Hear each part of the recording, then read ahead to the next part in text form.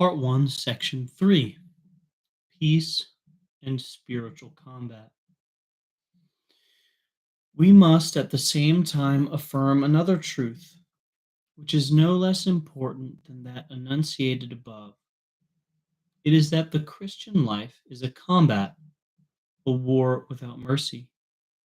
St. Paul, in a letter to the Ephesians, invites us to put on the armor of God to fight not against human enemies, but against the cosmic powers of this dark world and the spiritual forces of evil in the heavens, as recorded in Ephesians 6:10 through 12.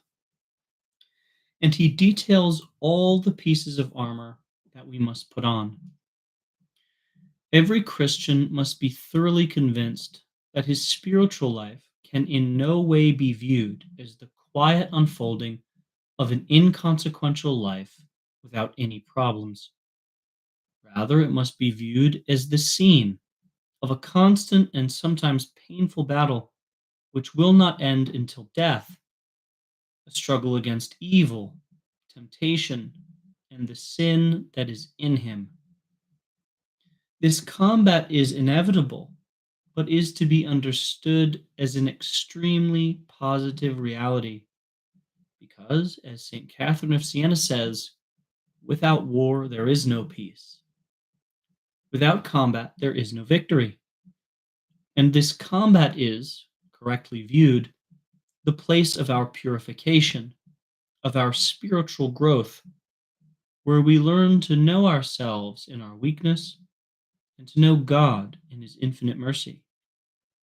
This combat is the definitive place of our transfiguration and glorification.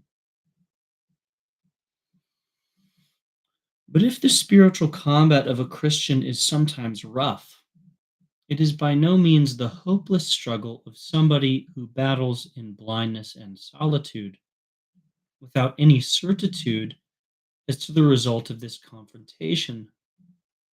Rather, it is the combat of one who struggles with the absolute certitude that the victory is already won because the Lord is resurrected. Do not weep. Behold, the Lion of the tribe of Judah, the Root of David, has been victorious. Revelation 5:5. He does not fight with his own strength, but with that of the Lord, who says to him, "My grace is enough for you, for my power manifests itself in your weakness." 2 Corinthians 12:9.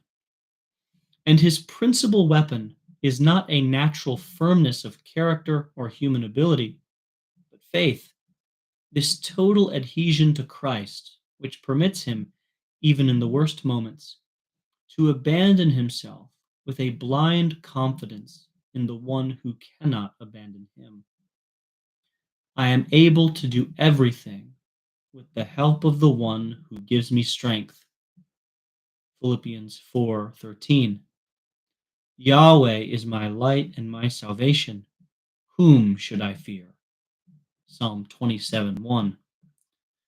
The Christian fights then against sin, with violence sometimes, called as he is to keep fighting to the point of death. Hebrews 12:4. But he fights with a peaceful heart, and his struggle is that much more efficacious because his heart is more peaceful. For, as we have said, it is exactly this interior peace which permits him to fight, not with his own strength, which would be quickly exhausted, but with the strength of God.